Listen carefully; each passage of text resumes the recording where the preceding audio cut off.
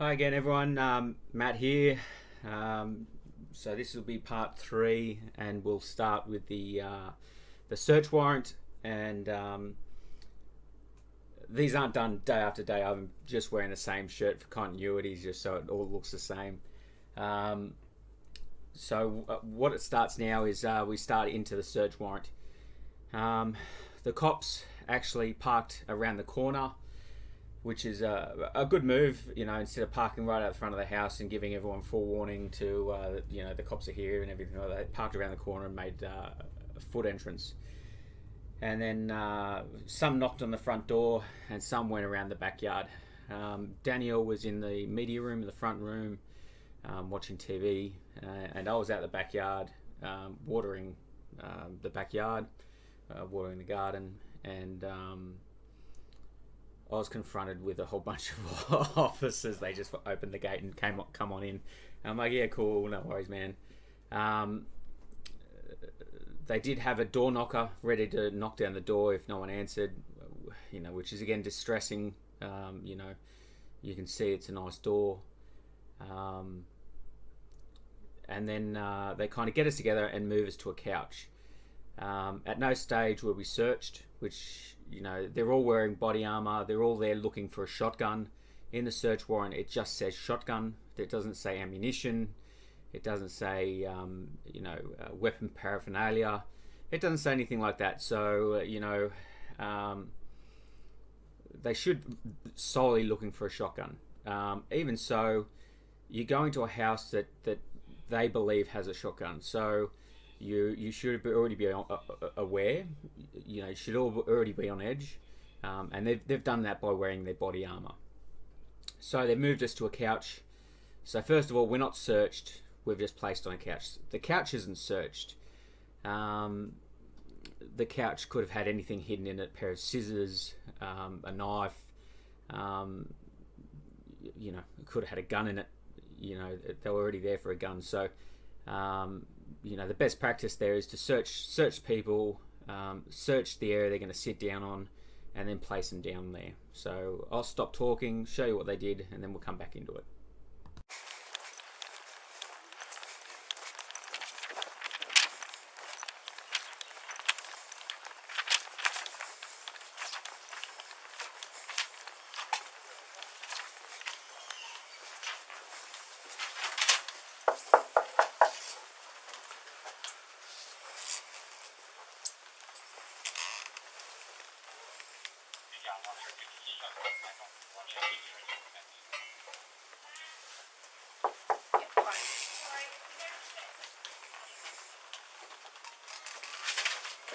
Hey, sorry, I'm just gonna get some bit of clothes on. Alright, Danny, I'll just let you know we've got a search warrant, okay? I'm seeing Constable McLeod from your Manto. Oh, okay. We'll allow you to go get some better clothes on. Yeah. Radio. Where's Matt? Can I ask what this is regards to? Yeah, I'll explain that too. I'll give you a copy of the warrant in a minute. What's going on? Search warrant. Why? I don't know. We'll all explain to you in a minute. Any books in the house? What have we done wrong? I don't know. There's nobody else in the house. Yep. Alright. Okay, so they've moved us to the couch, and then the officer in charge gives us our paperwork and explains to us that they're looking for a shotgun, and that we've been stalking our next door neighbours, or allegedly been stalking our next door neighbours, which I found that a very bitter pill to swallow.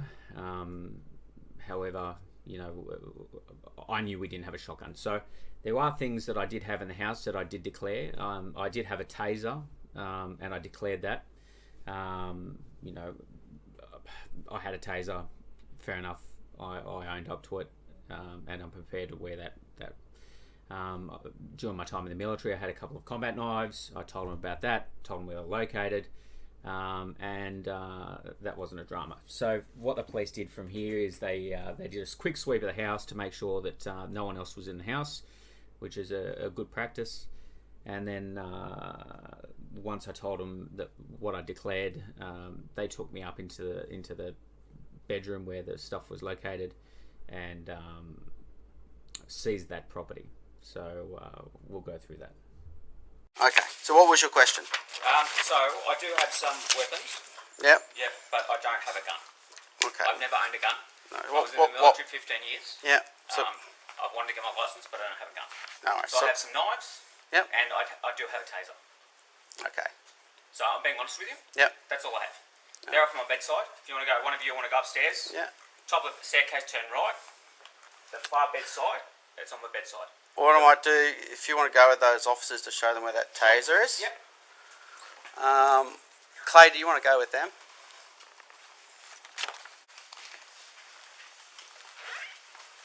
I'll just go up first, mate. Somebody can come Yeah, sure. Someone come behind me.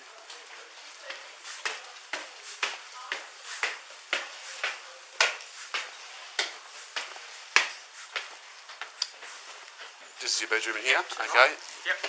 So the far bedside. Just get you to stay here and just point to me where it is. Far bedside, can't miss it.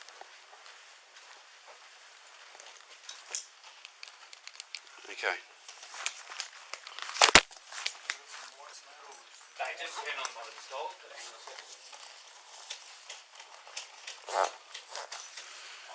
So, Just pause lines up. Yeah.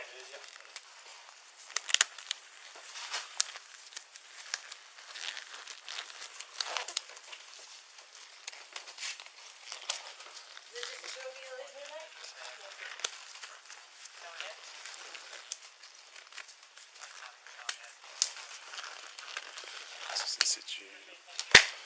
Alright, so taser. Do you know, is this what you're talking about? Is this? I can't see you. Yeah, alright, I'll bring it over to you. Yep. Yeah, so that's the taser I had, and those knives I had for the military. Okay, alright. I'll just take them downstairs. Yeah.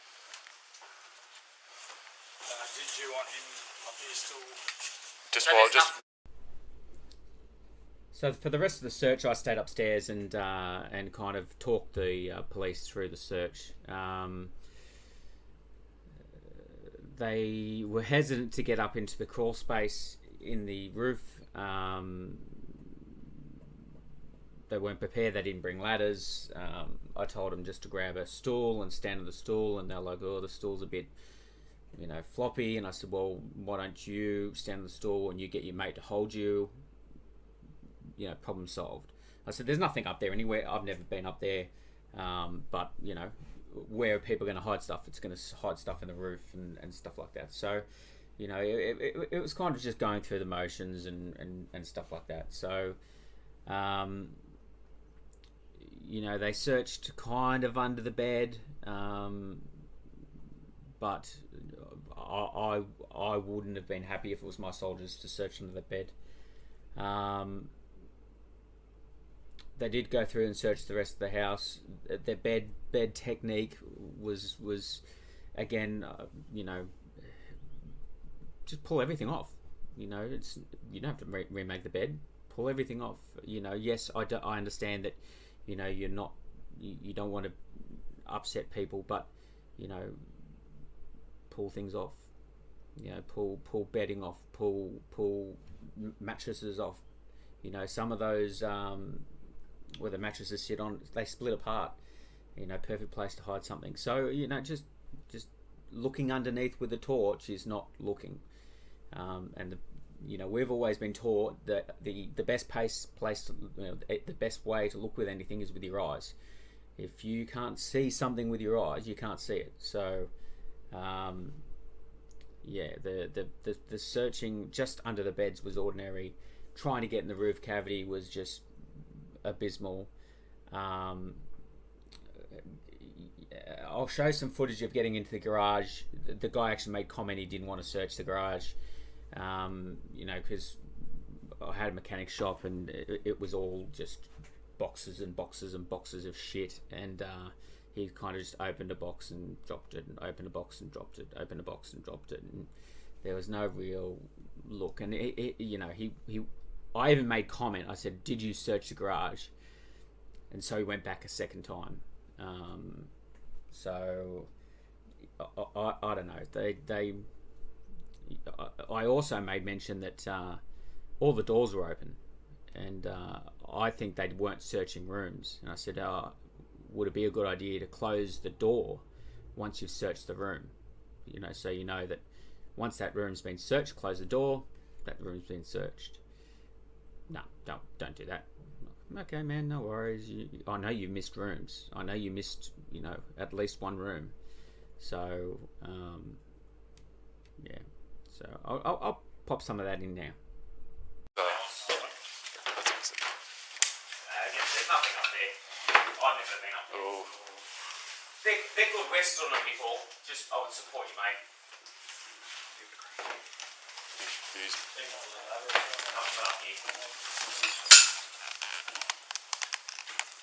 Is there anything up here, mate? You don't have storage boxes or anything? Nothing up there, no. The wind blows that up and down and stuff like that, but that's it. Like I said, I've only been up there once to see if there was an air conditioning leak.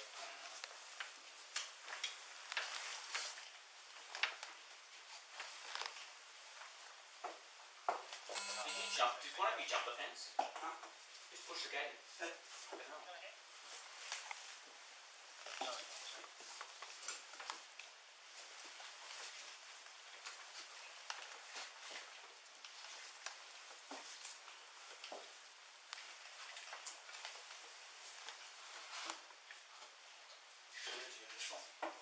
I owned a bike shop for 2 years. I was talking to an unsavoury gentleman that came in. It's not my problem. Okay. And he said, yeah. No, okay. Yep, this is the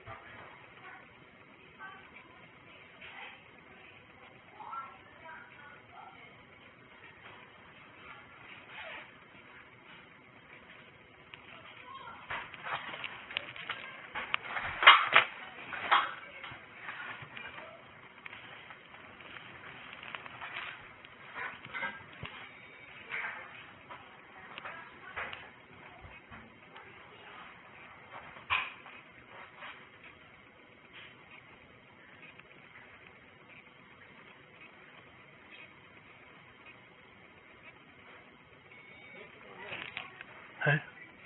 No, I know. Something's going on.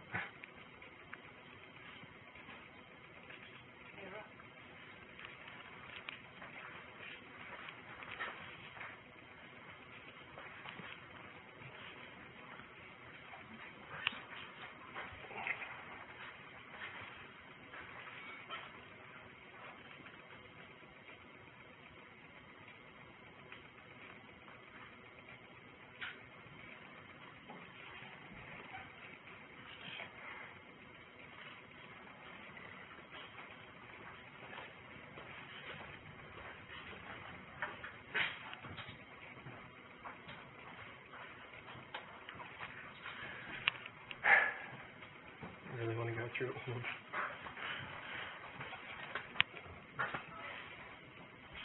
Oh, settle down, love.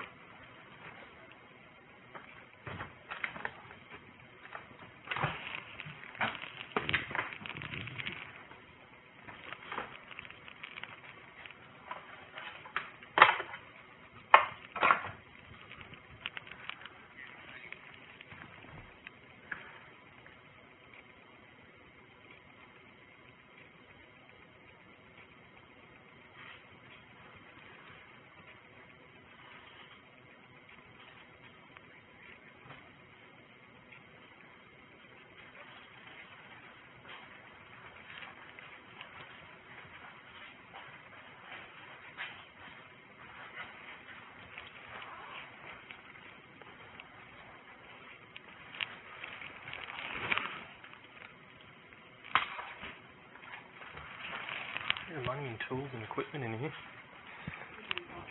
Yeah.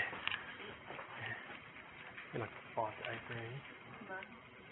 And tyre changer alone. Really. I think the thing that annoys me about them going through the garage is there's so many places to hide stuff in a garage, especially a men's garage. And I don't mean to be sexist. Is, you know, look in that garage. You've got a car. You've got you know, spaces that you can't see. There's plenty of places that you can quickly stash something, and you know, unless you're going to take the time to look, you ain't going to find it. So they didn't search the car. They didn't search the boot. They didn't search inside the car. You know how quickly it is to pop a boot and shove something in the boot. How quickly it's to stuff something inside of a corner. You know, all the corners were obstructed with stuff. Behind that time machine, there was, I think it was a dog bed. How quickly we stuffed something under that dog bed. You know, I know they've got a time limitation, but they've come into my life and made my life uncomfortable. Do your job properly.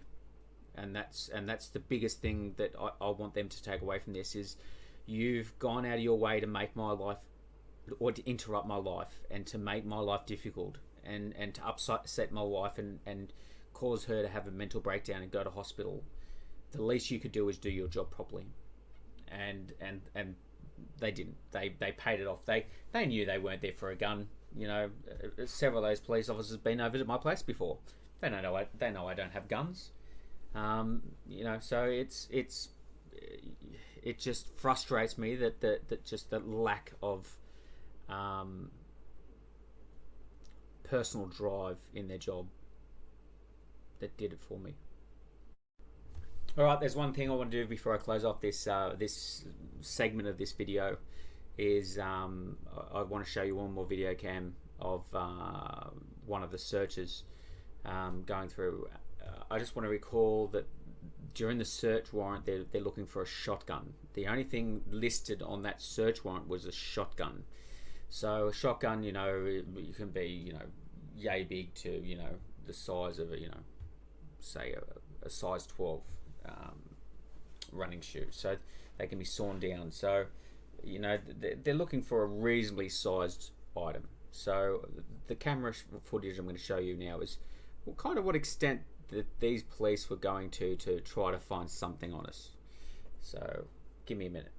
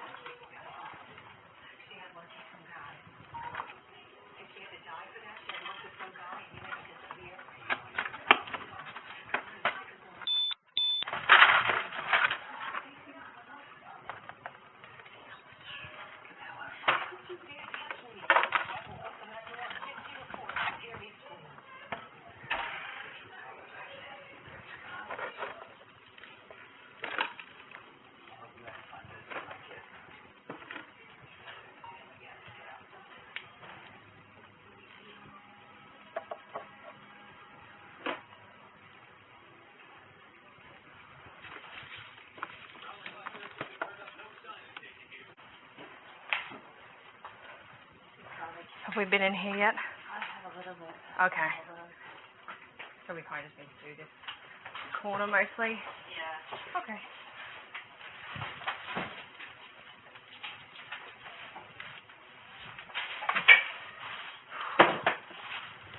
Oh, it's really hot. Felt like the aircon was on though when we came in. So I thought it was a good sign, but it's not lasting. Yeah. The whole house.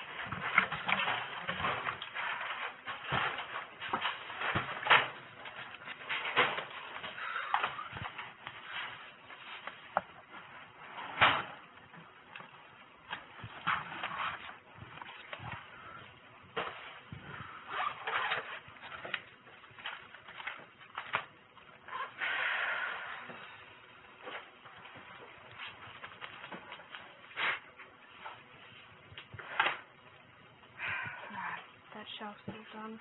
Did you do these bags? I did those two, yeah. They're cool? Alright.